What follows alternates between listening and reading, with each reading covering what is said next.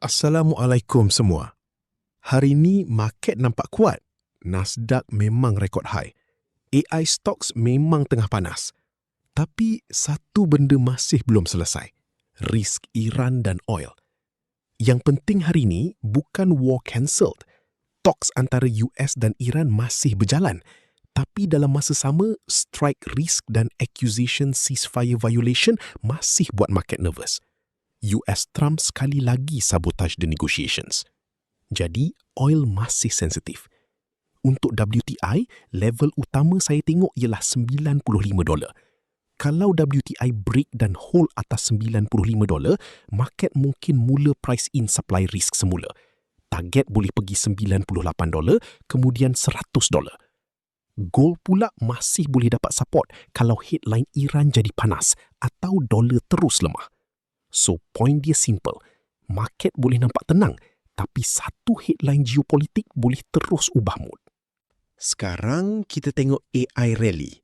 Nasdaq dan S&P 500 close record high. Chip stocks kuat, AI mood masih bullish dan ini memang bantu US 100 naik. Tapi bila market naik terlalu laju, jangan terus FOMO.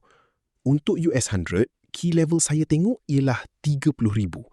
Kalau price hold atas 30,000, pullback boleh jadi peluang buy. Setup simple, entry bila hold above 30,000, stop sekitar 29,750, target 30,300 ke 30,500. Tapi kalau break bawah 30,000 dan gagal naik balik, itu boleh jadi trap. Bitcoin pula ikut risk mode. Kalau Nasdaq kuat, BTC boleh stabil.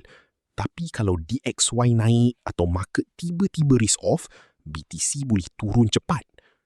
Jadi blok ini punya message. AI rally kuat, tapi trade dengan confirmation. Jangan chase. Event ketiga ialah PCE inflation data esok. Ini penting sebab market nak tahu Fed boleh relax atau tidak. Kalau PCE datang panas, DXY boleh naik semula. Bila dolar naik, gold boleh volatile, US 100 boleh kena pressure dan Bitcoin boleh jadi berat. Untuk DXY, level utama ialah 99.00. Kalau DXY break atas 99.30 dan hold, target boleh pergi 99.70 ke 100.00. Tapi kalau DXY kekal lemah bawah 99.00, risk asset mungkin boleh sambung naik. Recap ringkas, WTI tengok $95, US 100 tengok 30,000. DXY tengok 99.00. Market hari ini nampak bullish, tapi risk belum hilang. Kalau anda nak daily public signals percuma terus ke email, daftar akaun percuma di quantica.my.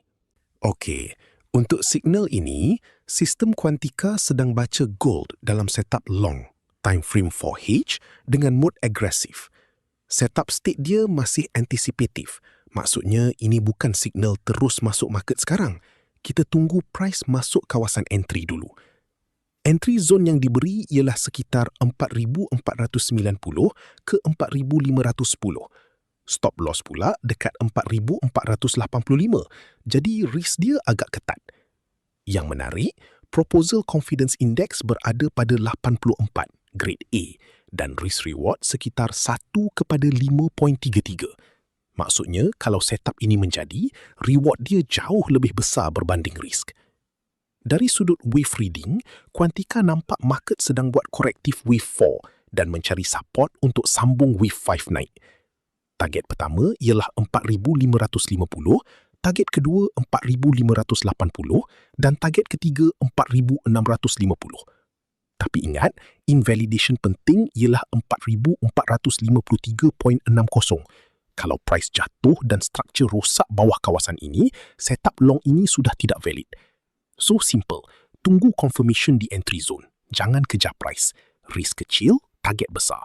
Tapi disiplin tetap nombor satu. Okey, kawan-kawan boleh dapatkan 3 signal harian secara percuma setiap hari terus ke email. Boleh sign up di link di bawah video ini.